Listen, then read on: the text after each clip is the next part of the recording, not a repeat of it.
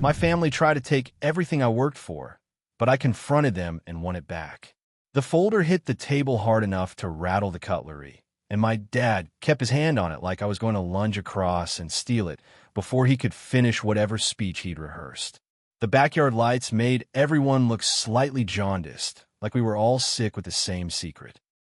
Someone had put on a playlist that was trying too hard to be chill, but the bass thumped through the timber deck in a way that made my teeth feel tight.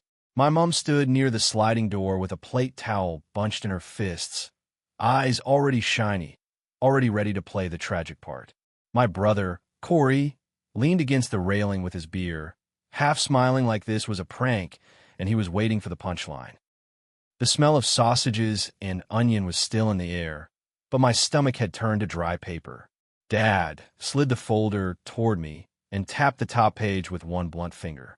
"Sign it," he said, voice low, controlled, the same voice he used when I was a kid, and he wanted me to stop crying in public. "It's just paperwork. You don't need to read all that. We've sorted it." I didn't even open the folder. I just stared at the corner where my business name was printed in bold, and I felt my skin go cold in patches, like my body couldn't decide whether to fight or freeze.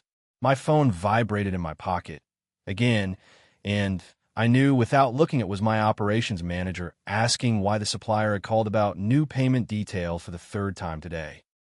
I could hear my aunt laughing inside at something someone said, and it felt insane that normal laughter was happening 10 meters away while my entire life was being shoved at me in a manila folder.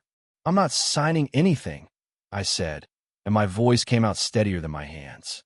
"Not tonight. Not ever." Corey made a short sound like a laugh got caught in his throat. Dad's eyes widened, offended, like the idea of me saying no was a personal insult. Mom's whisper cut through the patio air. "Please don't do this." And that was the moment the last bit of patience I'd been living on finally snapped. I reached into my bag and pulled out my own stack of papers, crisp, tabbed, highlighted in ugly neon because I'd stopped caring what looked nice, and I laid them on the table right on top of Dad's folder. "I'm done being ambushed," I said. "And before you start telling everyone I'm emotional or ungrateful, you're going to explain why you tried to change my business ownership without my consent. It wasn't always like this. Or maybe it was, and I just didn't have the language for it until now. I'm 29. I started my business at 22 out of my bedroom, literally on a fold-out table from Kmart, packing orders under a cheap desk lamp while my friends were out drinking on Fridays. It wasn't glamorous. It was me taking product photos on my floor because the light was better there, answering emails at midnight, driving to suppliers after work in my battered Corolla, and learning everything the hard way because I couldn't afford to pay people to fix my mistakes. It grew slowly.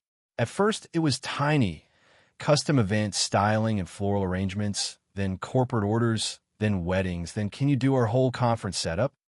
It became an actual business with staff and contracts and an office with a printer that didn't jam every 20 seconds. I'm not some millionaire mogul, but I built something that pays my rent, pays my staff, pays my super, pays my taxes, and makes me proud in a quiet way I don't know how to explain to people who think success is always loud. My family, they loved it when it was a cute story, when it was my little side hustle. When I was exhausted but still showed up to Sunday lunch and laughed at Corey's jokes and pretended I wasn't checking my phone under the table because a client was freaking out about a color palette. They loved bragging about me to strangers. "She's so creative." But the second the business became real money, something shifted. My dad started asking questions that weren't curious. They were hungry. "How much did that job pay? What do you charge for those? What do you actually do all day?" My mom would make little comments like, "Must be nice to be your own boss," with a tone that made it sound like I was on holiday. Corey was worse. Corey has always been charming in a way that makes people forgive him. He can break something and make you laugh while he apologizes. He can borrow money and tell you a story that makes you feel bad for even thinking about saying no. He's my younger brother by 2 years, and he has spent our entire lives being the one who just needs time. He's had time. He's had chances. He's had my parents cushioning every fall. Meanwhile, I've been the capable one, which sounds like praise until you realize it's the reason no one ever catches you when you fall. The first time they really tried to use me, it was small. Dad asked if he could borrow my accountant because you always have your life together. Then it became, can you put this utility bill through your business account just for now? Then, can you be a guarantor for Corey's car? He needs it to get to work. I said no to that one, and my mom cried like I'd punched her. He's your brother, she said, like that was a magic spell that turned bad decisions into my responsibility. I learned to keep things private. I stopped sharing numbers. I stopped mentioning big contracts. I stopped posting wins online because Corey would message me within minutes asking to borrow a bit and then get angry when I didn't reply fast enough. I thought distance would protect me. What I didn't realize was that my parents already had a key to the parts of my life that mattered. Because when I started the business, I used the family accountant. Not because I'm naive, but because I was 22 and broke and my dad said, Uncle Ray will sort you out. He's family. That phrase, he's family, has cost me more money and peace than anything else in my life. Ray set up everything. The structure, the registrations, the tax stuff. I signed documents back then without really understanding them because I trusted that it was fine and I was drowning in work and anxiety and trying to be professional. In hindsight, I can see how easy it would have been for Dad to keep himself close to the paperwork. He likes being close to power. He likes being the person who knows things. 3 months ago, I got an email from a supplier I've used for years. It was short and weirdly formal. Hi, we received instructions to update your payment account. Please confirm your new authorized contact. It included my business name and my dad's email address. I stared at it so long my eyes went blurry. My dad's email address was not on my supplier file. He didn't work for me. He didn't even know the difference between a quote and an invoice. I called the supplier immediately, heart thumping. The woman on the phone sounded uncomfortable. We got a call, she said. He said he was the director now. He knew your ABN and your address, and he sounded legit. My mouth went dry. Please don't change anything, I said, trying to keep my voice calm. That's not authorized. She hesitated. He sounded very sure. Of course he did. My dad's confidence is like a weapon. He can say the wrong thing with such certainty that you start questioning yourself. I called my accountant's office next. Ray didn't pick up. His receptionist said he was in meetings. I emailed. No reply. I texted Ray's personal number, something I hadn't done in years. Nothing. That night, I drove to my parents' house without telling them because my body was running on adrenaline and I didn't trust anything. Dad opened the door and smiled like everything was normal. I could smell roasted chicken. Mom called from the kitchen. Is that her? Like I was a surprise guest, not their daughter having a mild nervous breakdown in their driveway. I didn't sit down. I stood in the entryway with my phone in my hand and said, Why is your email on my supplier account? Dad blinked slowly, like he was offended by the question itself. What are you talking about? I held my phone up. This, I said. They were told you're the director now. Mom's face changed first. She went pale, then tight. Dad's eyes flicked past me into the living room, toward Corey, like he was checking whether Corey was listening. Corey appeared anyway, drawn in like a magnet to drama. What's going on? He asked, already smiling, already ready to be a victim or a hero depending on the room. Dad sighed like I was being difficult. We're just helping you, he said. I felt my hands start to shake. Helping me by pretending to be me? Dad's jaw tightened. Watch your tone. There it was. The old dynamic. I'm not allowed to be scared or angry. I'm only allowed to be grateful. Mom came closer, voice soft like she was trying to soothe a wild animal. Sweetheart, your dad just... He worries, she said. Your business is doing well. You're busy. You don't have time for all the admin. We thought if we took some pressure off. By taking control, I snapped, and I hated how my voice cracked because I knew they'd use it against me. You didn't ask. Corey leaned against the wall like he was watching TV. It's not that deep, he said. It's family. I turned to him. It is deep, I said, because it's my name, my business, my staff, my taxes. If Dad messes something up, it's my life that gets wrecked. Dad's eyes hardened. No one is wrecking your life, he said. We're trying to protect what you've built. The phrase hit wrong. Protect what you've built. not what you built, like it already belonged to us.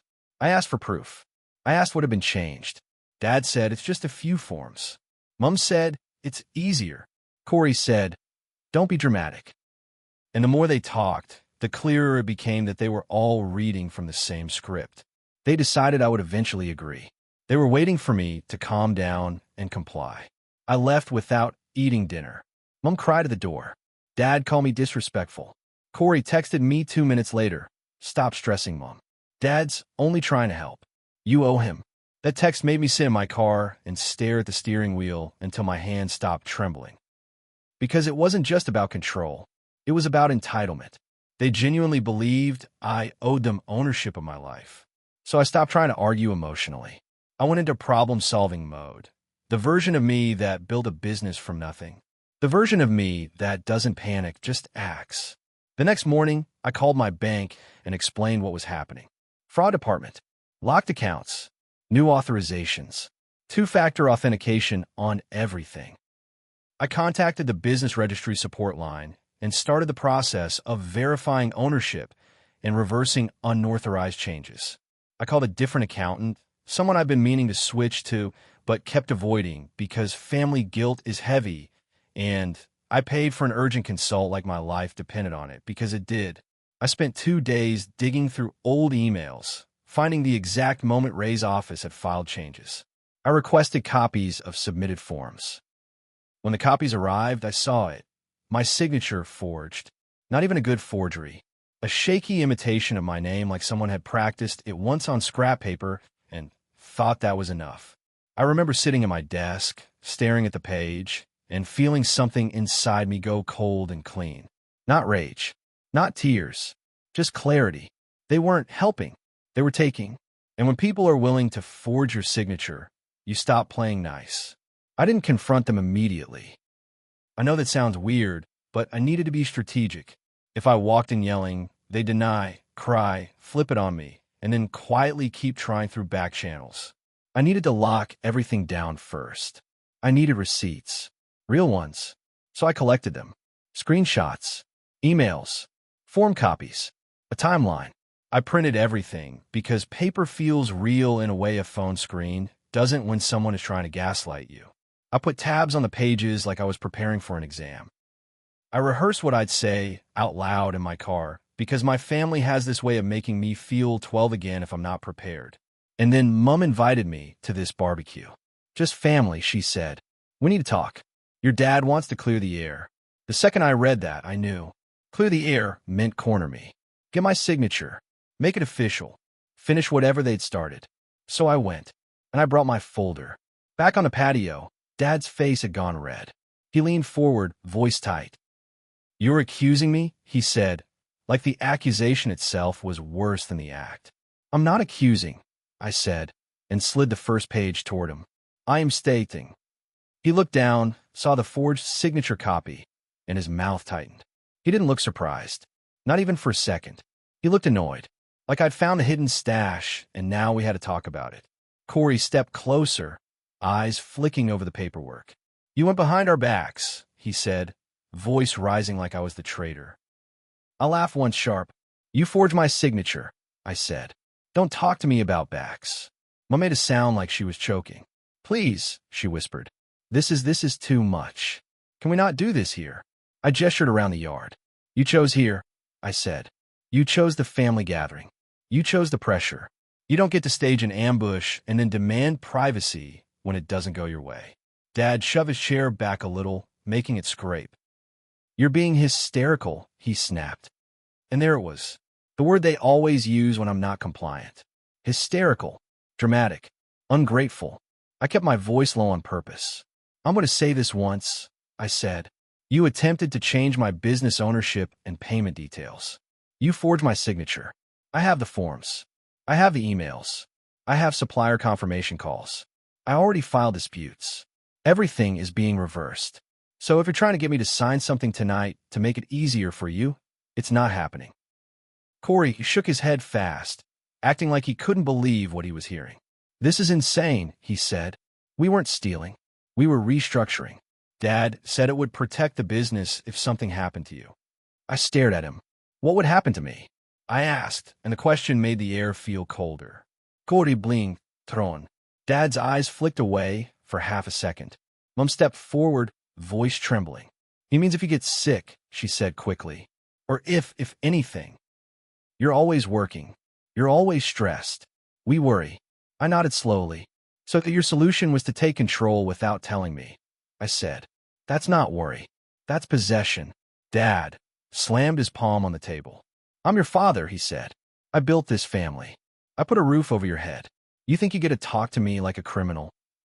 You acted like one, I said, and my voice finally cracked on the last word. Not because I was weak, but because the truth hurts when it comes out of your own mouth. The sliding door opened then, and my Aunt Mel, stepped onto the patio, drawn by the raised voices. She froze, eyes darting between us, and the papers spread across the table like a crime scene. What's going on? She asked, cautious. Mum's face tightened, instantly trying to control the narrative. Nothing, she said too fast. Just a misunderstanding. It's not a misunderstanding, I said, and I hated that I was doing this in front of people, but I also knew if I didn't, they'd rewrite it the second I left. Dad forged my signature to change my business ownership. Aunt Mel's mouth fell open. He did what? Dad's voice turned sharp. Stay out of it. And Mel blinked hard. Are you serious? She asked, looking at the forms, then at me. Is this real? I slid the page toward her. It's real, I said. And I have more. My cousin Jay wandered out behind her with a drink, clearly sensing drama, then stopped dead when he saw the papers. The yard noise softened as people noticed something was happening. The laughter inside the house faded. It felt like the whole gathering was leaning in. Dad's face went the color of cooked prawns.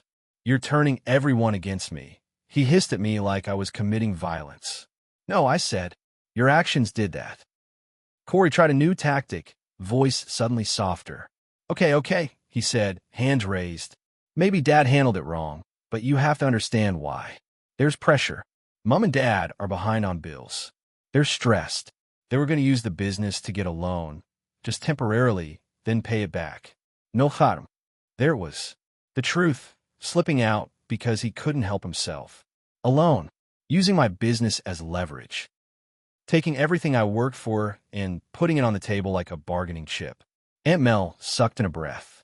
You were going to take out a loan against her business? She asked, horrified. Mom started crying properly now, loud and messy. We didn't have a choice, she sobbed. We were drowning.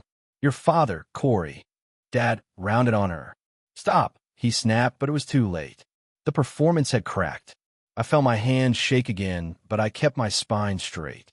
You had choices, I said. You chose the one where I pay. Dad pointed at me, finger trembling. So you're just going to let your family suffer? He demanded, loud enough now that everyone could hear. After everything we've done for you? The familiar guilt tried to rise, automatic, trained, but it hit the new wall I'd built inside myself over the last 3 months. I've helped you, I said, voice steady. I've paid for things. I've covered emergencies. I've done the family thing for years. And you repaid me by forging my signature and try to take my business. My aunt muttered, Jesus, under her breath. Dad chest heaved. Corey looked pale now, like he'd realized the room wasn't on his side. Mum's tears slowed as she registered the audience and tried to recalibrate. And then I did the thing I didn't think I'd have the guts to do. I pulled out my phone, unlocked it, and played the voicemail Ray's office had accidentally left me when they thought they were calling my dad. Ray's voice, muffled but clear enough. Yeah, mate, we lodged the director change. Should be updated by Monday. Once it's in, you'll be able to move forward with the finance. The patio went silent in the way it does when everyone hears something they can't unhear. Aunt Mel stared at my dad like she'd never seen him before. Jay's drink hung forgotten in his hand. Even Mum stopped crying, her face frozen. Dad lunged for my phone, instinctive. Turn that off. I stepped back. No, I said. I'm done being quiet so you can keep your image. Dad's mouth worked like he was trying to find a new lie. That's taken out of context, he snapped. Ow, Aunt Mel demanded, voice rising. How was that out of context? Mum's voice came out tiny. We just needed help, she whispered. You needed consent, I said. You needed honesty. You needed to treat me like a person, not a resource. Dad's face twisted. So what now, he spat. You call the cops? You want your father arrested? Is that what you want? The question hung there, heavy. People think winning it back is always dramatic, like you slam someone with a lawsuit and walk away in slow motion. The truth is, the win was quieter, and it started before this patio. The win was that I'd already protected myself. I already filed what I need to file, I said. I already reversed the changes. I already moved my accounts. You can't touch my business anymore. Corey's eyes widened. You moved accounts? Yes, I said. Client deposits, supplier payments, payroll. All of it.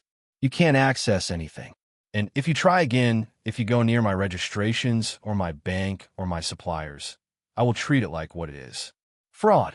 Mom's mouth opened, then closed. Dad looked like he might explode. Aunt Mel took a step closer to Dad, voice shaking with anger. How could you do this to her? She asked. To your own daughter? Dad's voice dropped into that cold, dangerous calm.